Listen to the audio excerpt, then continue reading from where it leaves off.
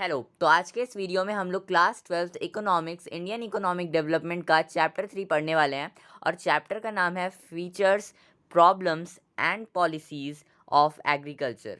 ठीक है, तो शुरू के कुछ वीडियोस में मैंने आपको बाकी सारे पार्ट्स पढ़ा दिए हैं। चैप्टर पार्ट 1 और पार्ट 2 पढ़ा दिया है, आप चाहें तो जाकर चेकआउट कर सकते हैं। आज हम लोग पढ़ने वाले हैं प्रॉब्लम्स ऑफ इंडियन एग्रीकल्चर। आखिर इंडियन एग्रीकल्चर के क्या क्या प्रॉब्लम्स थे। ठीक है, तो बेसिकली हम लोग यही जानेंगे कि आखिर इंडियन एग्रीकल्चर ने क्या क्या प्रॉब्लम्स फेस किए हैं, किस तरीके से वो प्रॉब्लम्स आए थे, ब्रिटिशर्स की वजह से आए थे कि क्या था। ठीक है, बाकी सारी चीज़ें आज़ादी के टाइम पर हमारे इंडियन एग्रीकल्चर कैसा था, अभी कैसा है, बाकी सारी चीज़ें। ठीक है, तो यही सारी चीज़ें आज के इस वीडियो में हम लोग कवर करने वाले हैं। तो हमारा पॉइंट है, Indian agriculture faces a host of problems. It is owing to these problems that it continues to remain backward as well as stagnant. Some of the principal problems are as under. तो Indian agriculture काफ़ी सारे problems को face किया है और इन्हीं problems की वजह से वो हमेशा से बैकवर्ड और स्टैगनेंट रहा है। बैकवर्ड रहा है मतलब पीछे रहा है, और स्टैगनेंट मतलब उसमें काफ़ी धीरे ग्रोथ आई है या बिल्कुल ग्रोथ नहीं आई है। ठीक है, और यहाँ पर जो प्रिंसिपल प्रॉब्लम्स थे इंडियन एग्रीकल्चर के, वो यहाँ पर हमको नीचे और आने वाले आगे पॉइंट्स में हमको बताए हैं। ठीक है, तो आज के इस वीडियो में हम लोग यही जानने वाले हैं।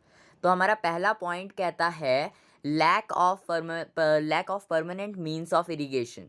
क्या है lack of permanent means of irrigation? Irrigation से क्या समझ में आता है और परमानेंट से क्या समझ में आता है? हमारा जो परमानेंट रहता है वो हमेशा से रहे, हमेशा रहे, जो हमेशा के लिए हमारे पास हो। और इरिगेशन मतलब होता है कि पानी के लिए जो हमको चाहिए होता है खेती वेती में, एग्रीकल्चर में। ठीक है, किसान लोग जो होते हैं वो इरिगेशन फैसिलिटीज़ अगर यूज़ करेंगे तो उन्हें पूरी तरह से बारिश पर डिपेंडेंट नहीं होना पड़ेगा। होना तो पड़ेगा ही, लेकिन पूरी तरह से नहीं होना पड़ेगा। मतलब जो होता है ना कि अगर बारिश नहीं हुई या बहुत ज़्यादा बारिश होगी तो फसल पूरी बर्बाद हो जाती है and they do not get anything. तो यहाँ पर अगर बारिश नहीं होगी तो इरिगेशन फैसिलिटीज़ से वो सिंचाई कर लेंगे और अपने खेत को हरा भरा बना लेंगे, ऐसा है। ठीक है, तो lack of permanent means of irrigation. तो यहाँ पर जो परमानेंट मीन्स ऑफ इरिगेशन है, इरिगेशन फैसिलिटीज़ जो है वो हमेशा से हमारे पास नहीं रही है। ठीक है, लैक है वो, उसकी बहुत कमी थी। ठीक है, तो lack of permanent means of irrigation. आगे बढ़ते हैं। Crop farming in India is heavily dependent on rainfall.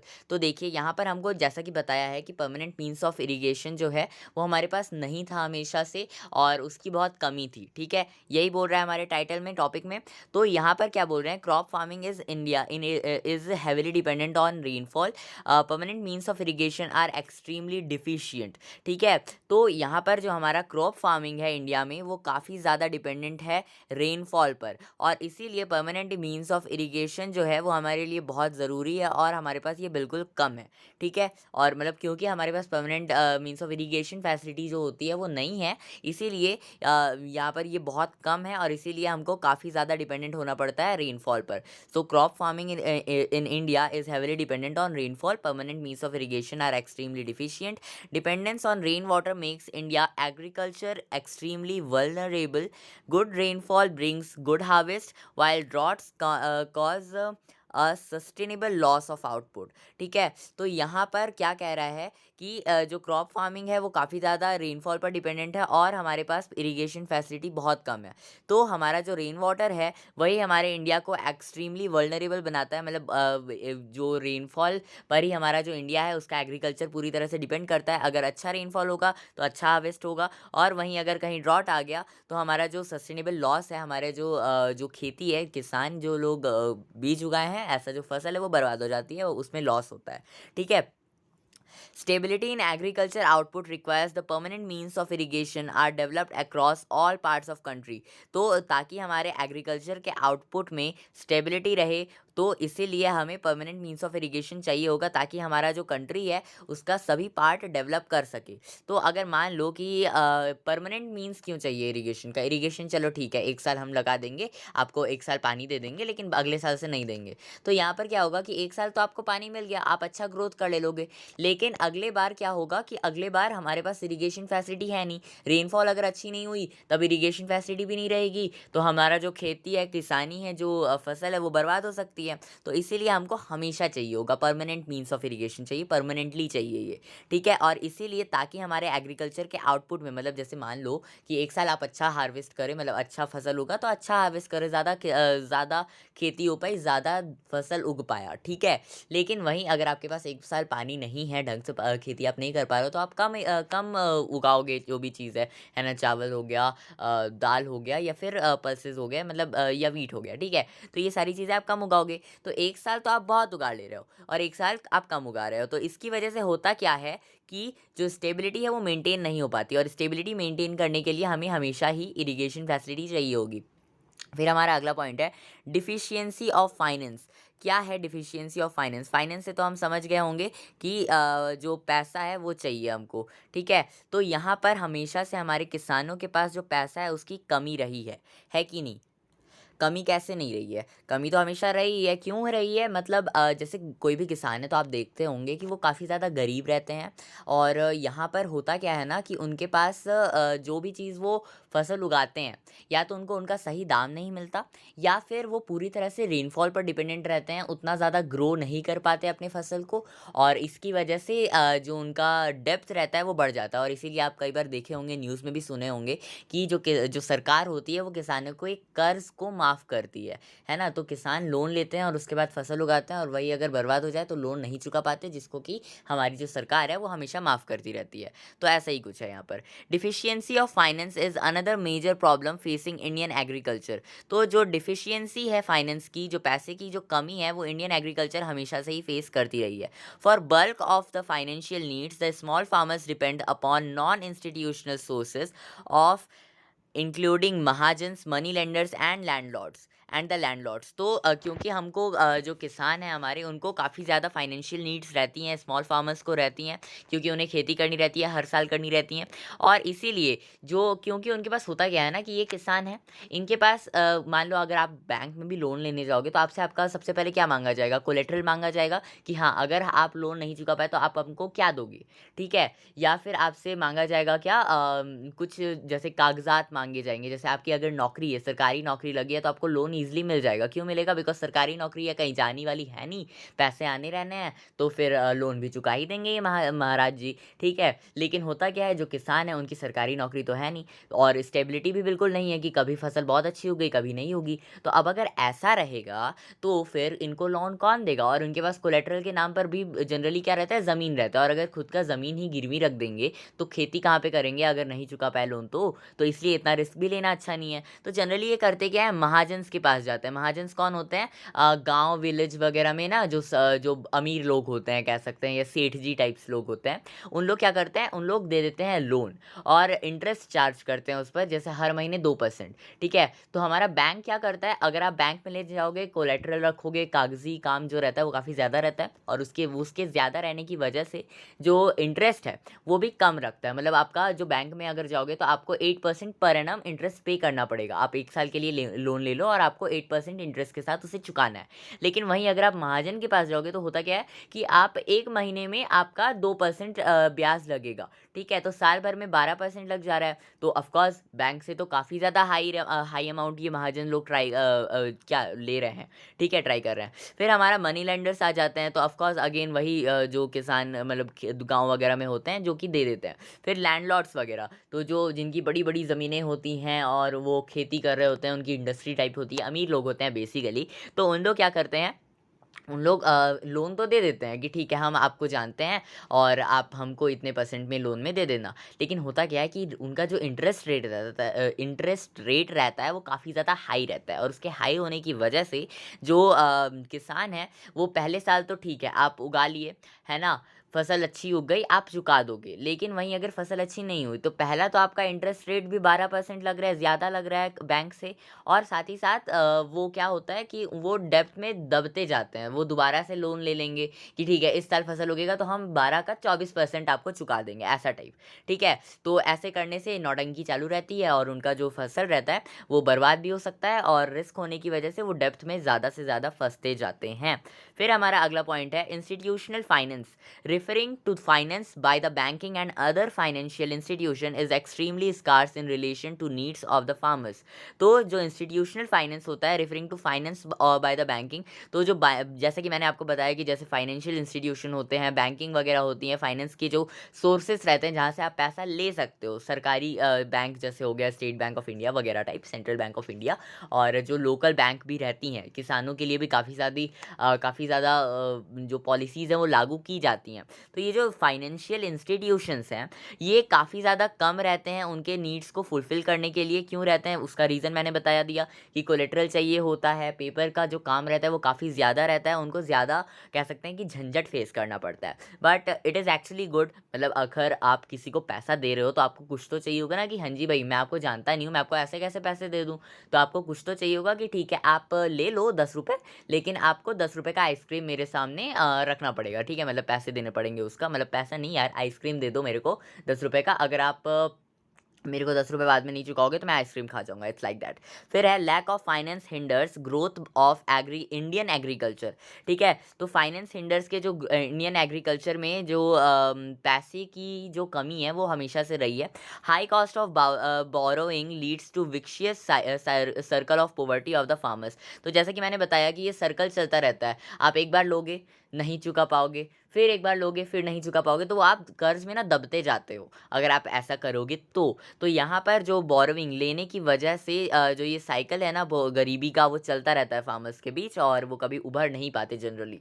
फिर है हमारा अगला point which is number 3 and that is conventional outlook. अब ये कन्वेंशनल आउटलुक क्या होता है, सब कुछ समझ में आ रहा है कन्वेंशनल आउटलुक से? थर्ड पॉइंट है हमारा, इंपॉर्टेंट है थर्ड पॉइंट, कन्वेंशनल आउटलुक। क्या समझ आ रहा है कन्वेंशनल आउटलुक से आपको? कन्वेंशनल आउटलुक होता क्या है, ये सारी चीज़ें हम लोग इस वीडियो में जानेंगे। Conventional outlook towards farming is yet another problem of Indian agriculture. तो कन्वेंशनल आउटलुक जो है ना वो हमारे इंडियन एग्रीकल्चर में एक अलग ही दूसरा एक और प्रॉब्लम है, ठीक है। कन्वेंशनल आउटलुक ये आपको याद होना चाहिए। Despite innovative farm technology and farm management practices, Indian farmers continues to rely on conventional wisdom. He continues to consider farming more as a means of subsistence and less as a business venture.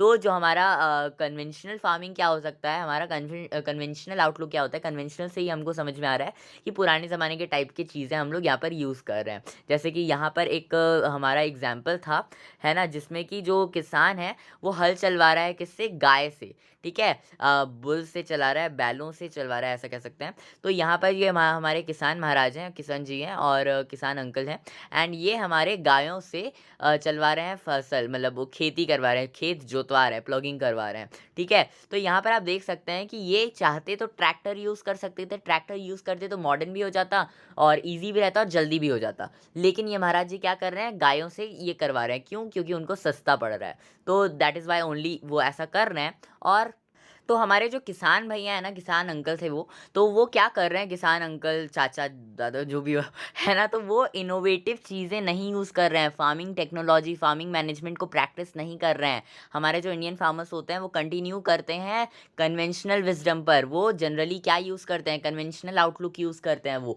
वो conventionally ही सारा चीज़ें करना चाहते हैं, खेती कर रहे हैं तो उनको चाहिए कि हाँ हमें गाय दे दो, है ना, फिर उनको पानी डालना है तो पानी बारिश पर वो डिपेंडेंट रहेंगे पूरी तरह से, है ना, तो और इसी तरीके से वो ऐसा करते हैं and that's why they are down, और उनकी मजबूरी भी है कह सकते हैं। He continues to consider farming more as means of subsistence, he continues to consider farming more as means of subsistence and less as a business venture.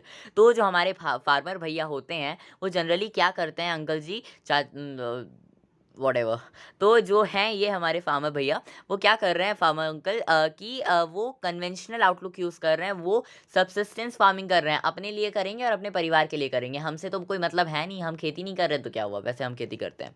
तो यहाँ पर वो कर क्या रहे हैं कि वो दूसरों को बेचने के लिए चक्कर में नहीं पड़ रहे हैं, वो खाली उनको अपना खाना है, अपनी पेट पूजा करनी है, दूसरे का कोई पड़ा नहीं है, उनको पैसे नहीं चाहिए, ठीक है। और वो बिजनेस वेंचर की तरह वो नहीं लेते हैं, वो सिंपली उगाते हैं, खाते हैं, ख़त्म करो, ठीक है, उनको और किसी चीज़ से उतना मतलब नहीं रहता। वहीं अगर वो बेचेंगे तो हो सकता है कि उनका जो फाइनेंशियल कंडीशन है वो काफ़ी हद तक बढ़ जाए, अच्छा हो जाए, ठीक है। फिर है हमारा accordingly he continues to focus on crops which offer him food security rather than those which yield high profits but are risk prone. तो यहाँ पर ऐसा कह रहे हैं कि वो करते क्या हैं फार्मर लोग कि वो फोकस करते हैं कंटिन्यूसली, वो फोकस करते रहते हैं ऐसे क्रॉप पर जिनसे कि उनको फूड सिक्योरिटी मिले, जिनसे कि उनको लगे कि हाँ जी भाई नुकसान अगर होगा भी ना तो ज़्यादा नहीं होगा या फिर उनके पैसे जाएंगे नहीं कहीं। लेकिन उनको फोकस किस चीज़ पर करना चाहिए कि हम बेचें तो हमको प्रॉफिट ज़्यादा हो, ठीक है, बनिया बनो, ओके। तो उनको करना क्या है, बेसिकली उनको फोकस करना होगा प्रॉफिट वाली चीज़ों पर। भले ही उन पर थोड़ा रिस्क तो ऑफकोर्स रहेगा, लेकिन अगर आप मॉडर्न टेक्नोलॉजी को यूज़ करोगे, पूरी तरह से प्लानिंग के साथ काम करोगे ना, that will not get you down, ठीक है। प्लानिंग का तो नहीं पता, वो जो ऐसा होता है वैसे ही होगा, बट देन अगेन उनको ऐसे चीज़ों पर फोकस करना चाहिए जिनमें कि रिस्क भले ही हो लेकिन प्रॉफिट ज़्यादा हो, ठीक है। आपको दोनों को ठीक करना होगा। फिर अगला है हमारा the typical Indian farmer is reluctant to grow as an entrepreneur, he avoids undertaking risk for profits. तो यहाँ पर क्या करते हैं हमारे इंडियन फार्मर जी, वो करते हैं एंटरप्रेन्योरशिप को हटा देते हैं। मतलब सोचते हैं कि हमको तो भैया उगाना है, खाना है और ज़्यादा रिस्क नहीं लेना है, काहे को ले रिस्क, ठीक है। लेकिन ऑफकोर्स आपको रिस्क लेना पड़ेगा। रिस्क तो भैया आप कुछ भी उगाओ आपको रहेगा ही। अगर मान लो किसी साल कुछ हो गया तो आप क्या ही कर सकते हो। तो यहाँ पर रिस्क भले ही रहता है, वो अवॉइड करते हैं रिस्क को, प्रॉफिट को कम चाहते हैं। उन लोग चाहते हैं कि रिस्क कम से कम रहे बस, ठीक है। Which is kind of okay भी, क्योंकि अगर आप मतलब मान लो किसान हो, आप लोन लिए हो और आप रिस्क ले रहे हो और वहीं आपकी फसल बर्बाद हो गई तो आप क्या ही कर लोगे, ठीक है। तो इसीलिए एक तरह से ये पॉइंट ठीक भी है और एक तरह से ये पॉइंट ओके टाइप नहीं है, ठीक, मतलब ओके है, चलेगा, ठीक है। फिर अगला पॉइंट है हमारा small and scattered land holdings. तो small and scattered land holding से हमको क्या समझ में आ रहा है, छोटे छोटे लैंड होते हैं और स्कैटर रहते हैं, ठीक है। मतलब स्कैटर रहते हैं मतलब इधर उधर फ्रेगमेंटेड रहते हैं। अगर आप चैप्टर 1 पढ़े होगे तो आपको पता होगा कि small and scatter land holding होते क्या है, ठीक है। तो यहाँ पर बेसिकली करते क्या है इंडियन फार्मर, उनका जो लैंड रहता है ना वो अलग अलग जगहों पर रहता है और काफ़ी ज़्यादा बिखरा हुआ रहता है। तो जैसा कि यहाँ पर लिखा है, holding in India are not only small but scattered as well. मतलब क्या है हमारा कि जो हमारा होल्डिंग है इंडिया में, हमारे फार्मर्स का जो लैंड होल्डिंग है वो छोटा ही नहीं है बल्कि काफ़ी ज़्यादा बिखरा हुआ भी है। मतलब एक ज़मीन इधर है तो एक ज़मीन उधर है, इस तरह से उन लोग लैंड होल्डिंग करते हैं, ठीक है। Holdings in India are not small but scattered as well. तो स्कैटर्ड से हम लोग समझ सकते हैं कि फैला हुआ इधर उधर है, ठीक है। और स्मॉल है मतलब छोटा है। तो holdings in India are not only small but scattered as well. Small holdings do not allow to use modern technology. Scattered holdings increase the cost of management. This contribute to backwardness of farming and poverty of the farmers. तो जो small holdings रहते हैं ना वो हमारे modern technology को use नहीं करने देते। मान लो कि आपका कोई सा कमरा है, ठीक है, मतलब कमरा नहीं है, आपका एक ज़मीन है और वो कमरे के साइज़ का है, ठीक है, एक छोटे से कमरे के साइज़ का है। तो क्या वहाँ पर आप ट्रैक्टर अच्छे से चलवा पाओगे प्लगिंग के लिए? जी नहीं, आप नहीं चलवा पाओगे। और अगर आप ऐसा नहीं कर पाओगे मतलब आप मॉडर्न टेक्नोलॉजी को यूज़ नहीं कर पा रहे हो, जो कि आपको यूज़ करना चाहिए, ठीक है। जिसकी वजह से आपको काफ़ी ज़्यादा बेनिफिट होगा, आपको मेहनत कम करना पड़ेगा, आपको टाइम कम लगेगा and of course this is really very good than that, ठीक है। तो यहाँ पर आप क्योंकि आपका जो ज़मीन है वो छोटा छोटा है इसलिए आप मॉडर्न टेक्नोलॉजी को यूज़ नहीं कर पा रहे। साथ ही साथ उसका जो कॉस्ट ऑफ मैनेजमेंट है वो भी काफ़ी ज़्यादा हो जाता है। मान लो आपका एक ज़मीन इधर है और एक ज़मीन 1 किलोमीटर दूर है, दोनों जगह आपको खेती करनी है, तो आप इधर भी पानी रहोगे, इधर भी इरीगेशन फैसिलिटी लगवा रहे हो, उधर भी इरीगेशन फैसिलिटी लगवा रहे हो। लेकिन अगर एक ही जगह पर होता तो एक ही से हो जाता ना, खर्चा नहीं बैठता ना इतना। तो आपको ऐसा होता है, ठीक है। उसके बाद क्या है, this contribute to backwardness of the farming. तो ऑफकोर्स अगेन क्योंकि हमारा जो लैंड होल्डिंग है वो काफ़ी ज़्यादा स्कैटर है, इसकी वजह से जो बैकवर्डनेस है वो और ज़्यादा बढ़ती है। चलो एक और एग्जांपल दे देता हूँ। मान लो कि आपका एक कमरे के बराबर ज़मीन है, फिर दूसरे 1 किलोमीटर दूर एक और कमरे के बराबर ज़मीन है, फिर 1 किलोमीटर दूर एक और कमरे के बराबर ज़मीन है। मान लो आपके पास 3 ज़मीन है 1 1 किलोमीटर की दूरी पर, छोटे छोटे ज़मीन है, ठीक है। अब यहाँ पर आप देखे होंगे, अगर आपने कोई सा भी खेत देखा होगा तो आपने उसमें देखा होगा कि जो अलग अलग लोग होते हैं ना उनका बॉर्डर टाइप का बना रहता है। है, एक ठो स्क्वायर शेप में बना देते हैं एंड बीच में खेती होती है, फिर एक स्क्वायर शेप के डब्बे में अंदर उसके अंदर खेती होती है, फिर एक और एक स्क्वायर शेप का बाउंड्री टाइप का बना रहता है, उसमें खेती होती है। तो ऐसे जो बाउंड्री बने हुए हैं उसके बीच में जो रास्ता है ना, उसमें हम खेती कर सकते थे अगर वो बॉर्डर नहीं बना होता तो अगर हमारा ही ज़मीन एक ही जगह पर इकट्ठा हो, तो हमारा खुद का ज़मीन है तो हम क्यों बॉर्डर बनाए, तो हम बिना बॉर्डर के भी खेती कर सकते हैं, ज़्यादा ज़मीन है और तो उस बॉर्डर के जगह पर भी हम लोग खेती कर पाएंगे, और उस बॉर्डर के जगह पर भी अगर हम खेती कर पाएंगे तो ऑफकोर्स खेती ज़्यादा होगी ना ब्रो। फिर अगला पॉइंट है हमारा which is exploitative agrarian relations. क्या है हमारा exploitative agrarian relations? Exploitative agrarian relation से हमको समझ में आता है कि जो हमारा एग्रीगेरियन क्या होता है, पहले ये समझ लेते हैं। तो एग्रीगेरियन होता है हमारा एग्रीकल्चर, ठीक है। तो हमारा जो एग्रीकल्चर सिस्टम है ना, उसका जो रिलेशन है वो काफ़ी ज़्यादा एक्सप्लॉयटेटिव है। कैसे है ये हम पढ़ते हैं। Agrarian relation refer to the business relation between the landlords and the tenants. तो जो हमारा एग्रीगेरियन रिलेशन है, रिलेशन से हम लोग समझ सकते हैं कि किसी दो लोग के बीच में रिलेशन होगा। तो जो लैंडलॉर्ड होते हैं और जो टेनेंट होते हैं, टेनेंट क्या होते हैं, जो खेती करते हैं, जो कल्टीवेट करते हैं लैंड को, और लैंडलॉर्ड्स कौन होते हैं, लैंड के ओनर होते हैं। तो यहाँ पर दो लोग मिलके बोलते हैं कि भाई मेरी ज़मीन है, तू खेती कर ले और जो भी उगेगा उसमें बांट लेंगे, है ना। तो हमारा टेनेंट भी बोलता है चल भाई ठीक है, मेरे पास ज़मीन तो है नहीं, वैसे मेरे पास है ओके, तो है नहीं तो मैं खेती कर देता हूँ, और तू भी तेरी ज़मीन है तो मैं तेरी ज़मीन पर खेती कर रहा हूँ, तो अपन दोनों बांट लेंगे। ऐसा होता है यहाँ पर। तो यहाँ पर जो एग्रीगेरियन रिलेशन है बिटवीन अवर बिजनेस रिलेशन, मतलब जो हमारा बिजनेस रिलेशन है, एग्रीगेरियन रिलेशन है, वो हमारा जो बिजनेस रिलेशन है लैंडलॉर्ड और टेनेंट के बीच में, वो कैसा है, वो काफ़ी ज़्यादा एक्सप्लॉयटेटिव है, ठीक है। किस तरीके से ख़राब है ये आपने अगर आपने ज़मींदारी सिस्टम देखा होगा, जाना होगा, चैप्टर 1 में लिखा है, आप चाहें तो जाकर पढ़ सकते हैं, मैंने उसके ऊपर भी वीडियोज़ बनाई हैं, तो आप चाहें तो जाकर देख सकते हैं। तो उसमें जो रिलेशन है हमारे लैंडलॉर्ड ज़मींदार्स का और हमारे टेनेंट्स, ठीक है, जो टिलर्स ऑफ द सॉइल है, फार्मर लोग हैं, है ना, उनके बीच में काफ़ी ज़्यादा खराब रिलेशन है। क्यों है? ब्रिटिश गवर्नमेंट की वजह से, ठीक है। तो आगे बढ़ते हैं।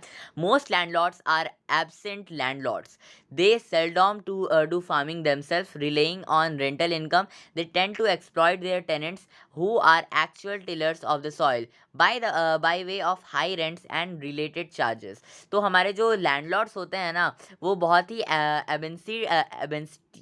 वेट वो काफ़ी ज़्यादा एब्सेंट लैंडलॉर्ड्स हैं, मतलब काफ़ी ज़्यादा ख़राब लैंडलॉर्ड है। कैसे हैं। तो यहाँ पर जो हमारे फार्मर होते हैं ना, वो क्या करते हैं, काफ़ी ज़्यादा मतलब वो तो भैया खेती कर रहे हैं, किसान हैं हमारे, ठीक है। लेकिन जो लैंडलॉर्ड्स होते हैं वो क्या करते हैं कि काफ़ी ज़्यादा रेंट चार्ज करते हैं। बोलते हैं कि चल भाई तू खेती कर रहा है, कर ले खेती, मैं फसल तो लूँगा ही, लेकिन मैं तुझसे थोड़ा सा किराया भी लूँगा, बिकॉज ज़मीन मेरी है।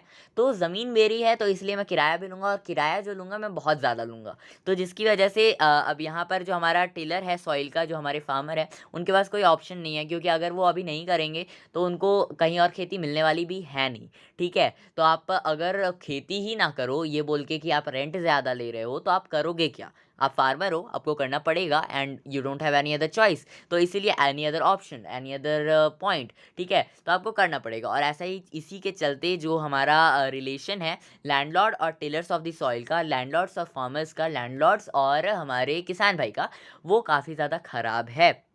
Having paid exorbitant rents to the absentee landlords, the tillers of the soil are left with little surplus for further investment.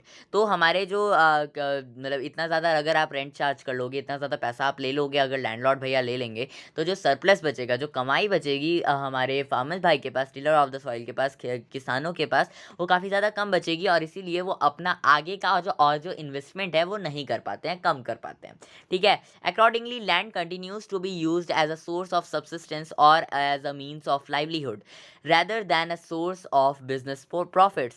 तो जो हमारा लैंड है वो कंटिन्यूसली आप देख सकते हो कि पुराने ज़माने से यूज़ किया जाता है as a source of subsistence. हम खाएंगे, अपने परिवार को खिलाएंगे, आपको नहीं देंगे, इसी तरीके से यूज़ किया जाता है। बिजनेस पॉइंट ऑफ व्यू से यूज़ करते तो शायद अभी आगे होते, ठीक है। अगला पॉइंट है हमारा which is number 6, and that is lack of organised marketing system, ठीक है। Lack of organised marketing system से हम लोग क्या समझते हैं कि जो हमारा ऑर्गेनाइज होना चाहिए, जो हमारा मार्केटिंग सिस्टम है वो उतना ज़्यादा ऑर्गेनाइज नहीं है, उसमें लैक है, मतलब वो लैक है, मतलब क्या बोलेंगे यार उसको, मार्केटिंग सिस्टम जो है वो हमारा उतना ऑर्गेनाइज नहीं है, दैट्स इट, सिंपल, ख़त्म करो।